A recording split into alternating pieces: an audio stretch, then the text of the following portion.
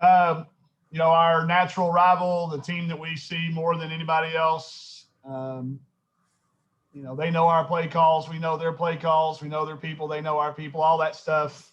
Always a close game. Always a tough place for us to play. Squeaked out one last year after being down late, coming back and winning in overtime. Great game down here with them the first time. Just, the concern is in that, you look up and you see the field goal percentages they shoot. They're second best in the country, I think, behind UConn. They make shots. They can make you they penalize you for every defensive mistake you make. You've got to be able to turn them over to have a chance, or you've got to really guard them. One of those two things, because if you let them get more attempts than you get, they're probably going to outscore you. So big challenge for us, especially on the road. A lot of matchup problems for us. Hopefully we present some for them as well. But midweek game, and that brings into, us, the traveling on the road it's been tough for us. And hopefully we've got some things figured out when it comes to that. Paul, go ahead. Well, looking at their last four, they've lost 3 out of 4, I think, by a total of 12 points. They've kind of rallied late in a couple of those.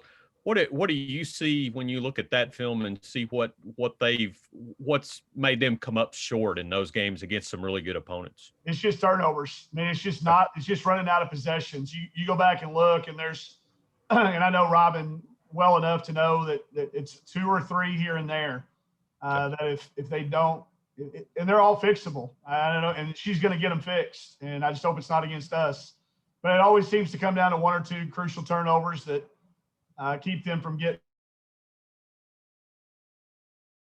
or Williams.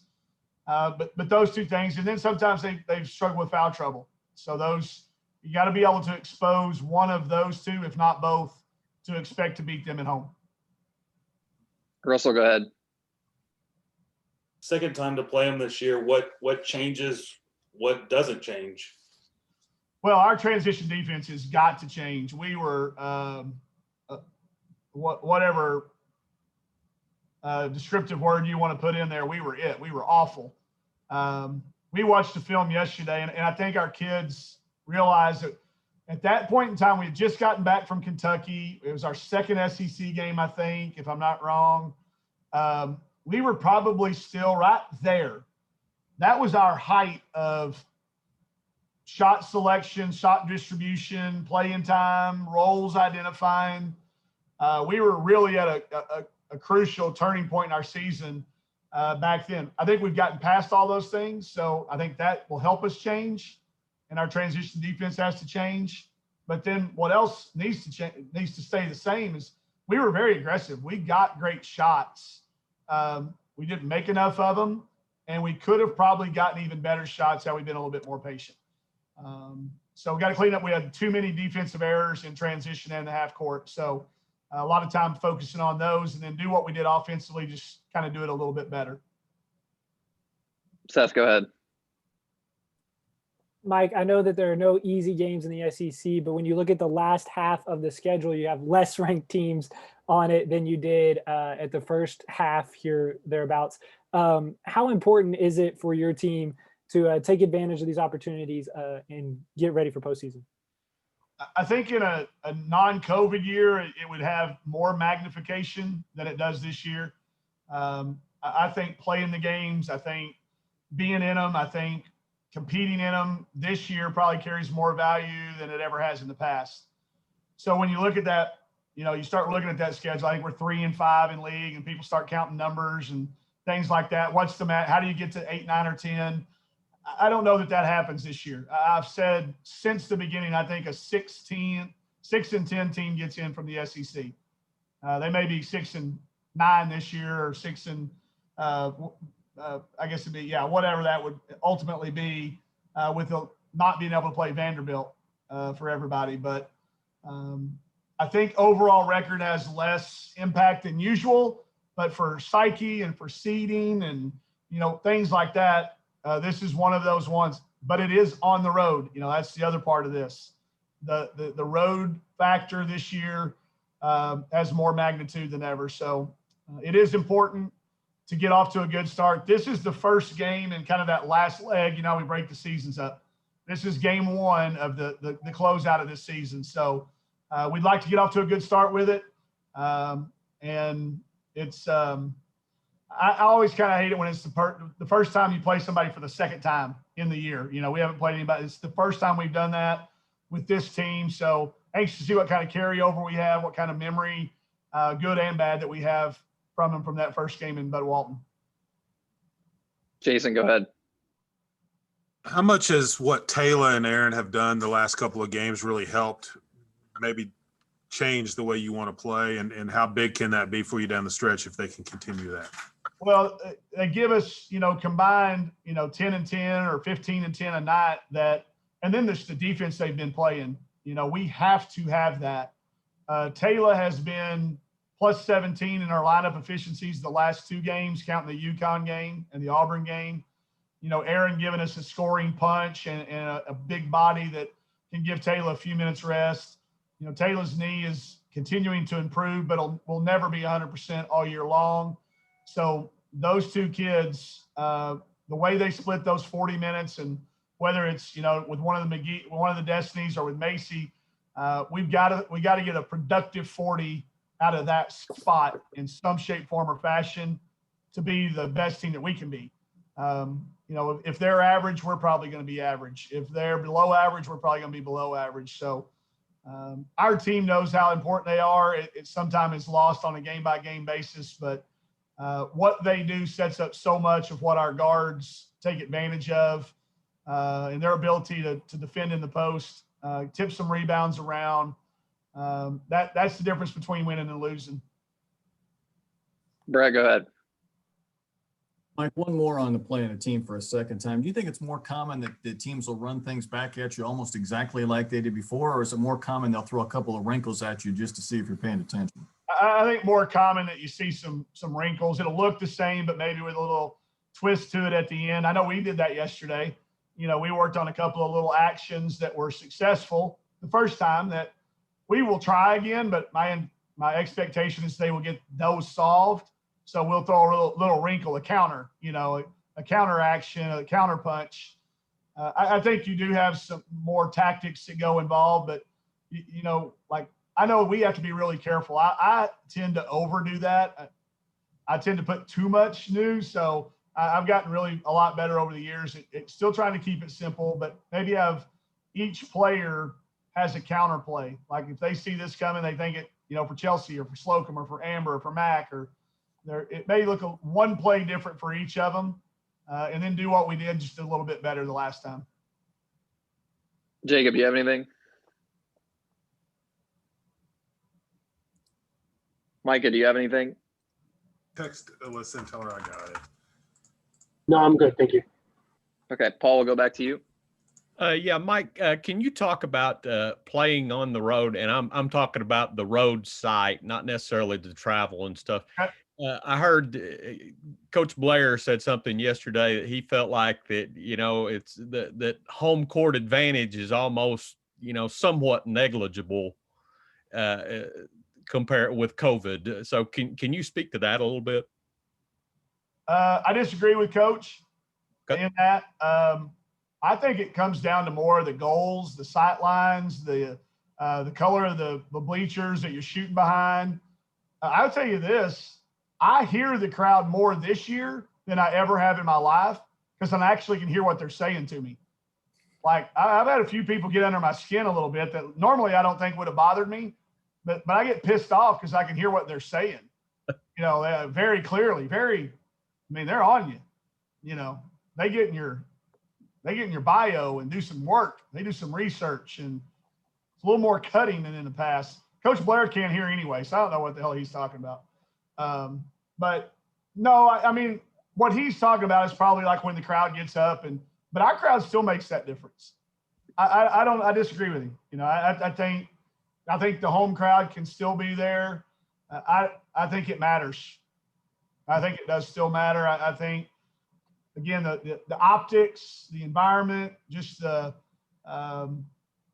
fans being able to be very much more heard.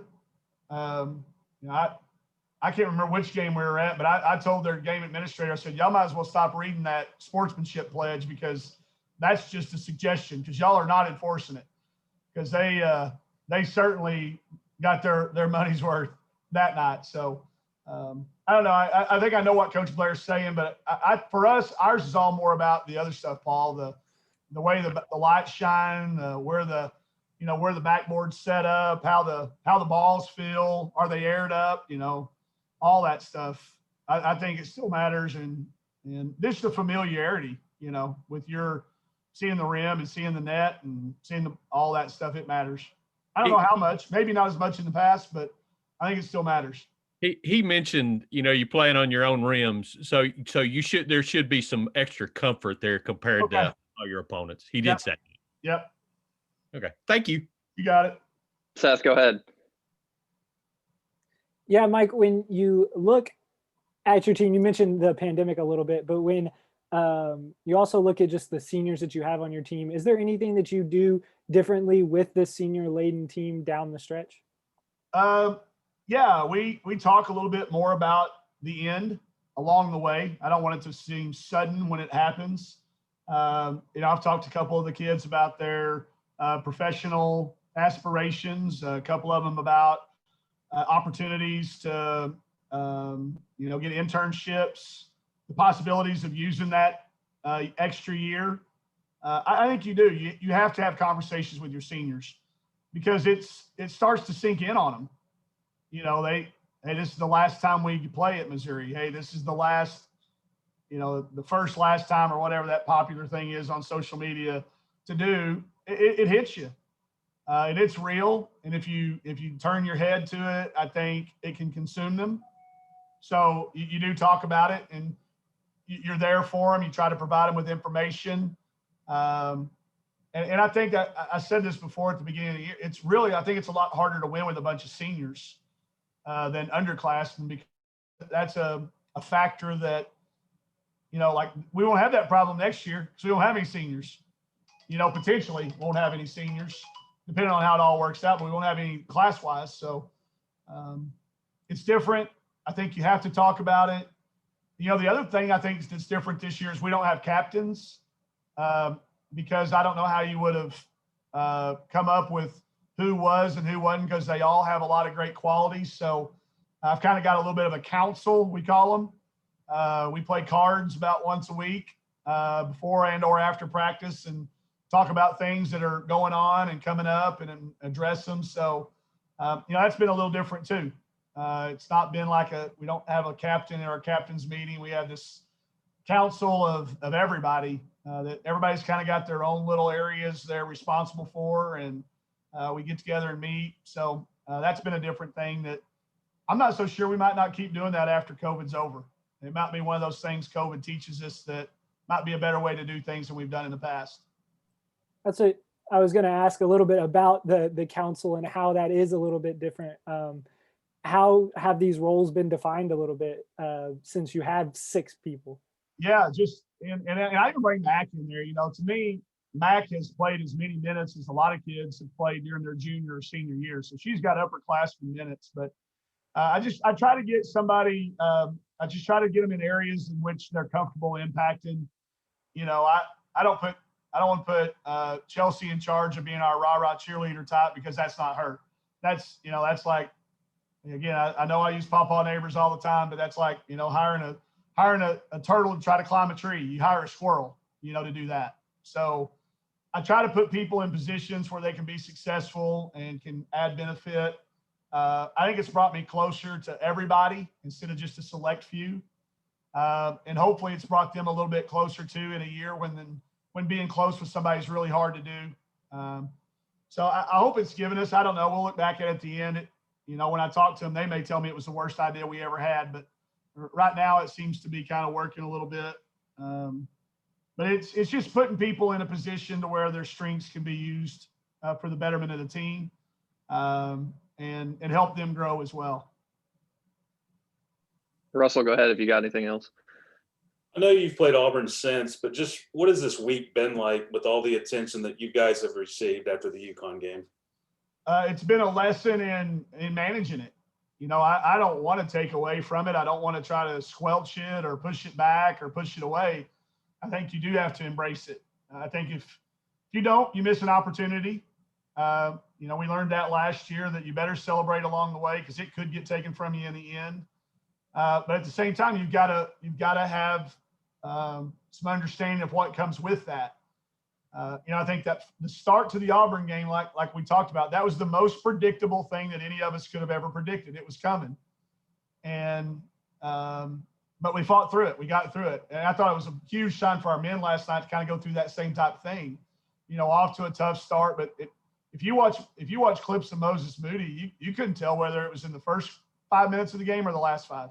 He was the exact same. So I hope our kids have learned from that. But it would be, I just think it would be wrong of us to tell Chelsea not to respond to an 8-year-old girl making an awesome video about her, or don't respond to these text messages. I'm still returning text messages from Thursday.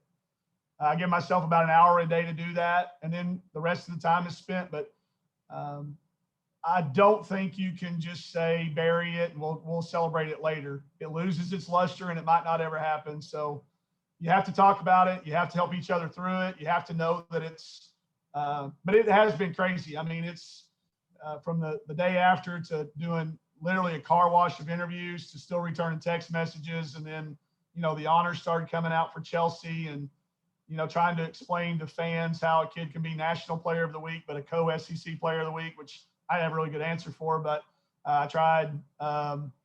You got to embrace it because it's what the reality of it is. And if we tried to tell them to ignore it, they wouldn't anyway. And then they wouldn't be equipped with the tools on how to handle it. So this is how you do it. This is the consequence of doing this. We are going to be flat Sunday. I don't care what anybody. We can give the Newt Rodney speech. We can bring in the coach from the United States hockey team and talk to us. We're still going to be flat. But just how you got to respond to it. So I hope it's a life lesson for them that sometime later in life, when they've closed a big deal, selling houses, and they know they got to go out and sell another house the next day, still rejoice, celebrate, do what you need to do, but get back to work. Because again, all it does is now add expectations, just like it did before. I said, y'all know how it felt. We beat Baylor, and then all of a sudden everybody expected us to win at Kentucky, at Tennessee, at Georgia, at South Carolina. So the expectations go up. That's what comes with the territory, what you're doing. Let's learn and move on. Brett, go ahead. I'm good. I think Mike's heard enough from me this week. Luncheon and chalk talk, and yeah, we've pretty much covered it. We're good. Anyone else for Coach? I got Seth, one. go ahead. Go. Just to kind of build off of that real quick, Mike, you kind of look at Arkansas sports, and there are catalysts from, Arkansas baseball and Brady Toops. And then all of a sudden Arkansas baseball becomes this huge thing. Nolan Richardson, even before that with Eddie Sutton and the basketball team. Do you think that UConn win could serve as a catalyst for Arkansas women's basketball? Get better because we're counting on it. And that's why I say that 24-hour rules, we talk about it, but it's not a real thing. Because when recruiting comes around, it's going to be a big poster. We're going to talk about it again. So, yeah, it can be. And I think it has been. Even just, early, just getting the game was a win. And then to win the game makes it maybe a more potent catalyst. But, yeah, I think you'll see a recruit or two spin our way. I think you'll see our ability to get in a tournament. Like we got invited to play in a little bit more prestigious tournament during the non-conference than we've ever been. I know the viewership for both of our nationally televised games with Baylor and on ESPN have been good with UConn. I think it helps all of those things. I think Chelsea can be that kid that is a magnetic type person that people talk about, for a number of years, especially that 37-point performance against UConn. People, I think, will, build that into something over the next 10 years. It may be 47, or there'll be 10,000 people there, and she did more than that. It's one of those nights. And I hope it is, and it'd be an honor if we could be a part of that to get us to where we're talked about to be an NCAA tournament every year. You know, that's what we talked about trying to do with this place. It's never been one to be considered back-to-back years for going to the NCAA tournament or consecutive years. We want it to be news when we don't make it rather than when we do make it. And I think we're headed that direction. I think this is in year 4 to be able to be talked about this deep into the year. We've been ranked in the top 25 all year long. You know, we're solidly in anybody that does a bracketology thing. And it's better to be there than on the bubble, or what they call that debatable 8. I think we were the debatable 8 a couple of years ago. It's a sign, but we still have got a lot more work to do to finish it off. All right, we'll go ahead and wrap it up there. Coach, let you get All right. back to the golf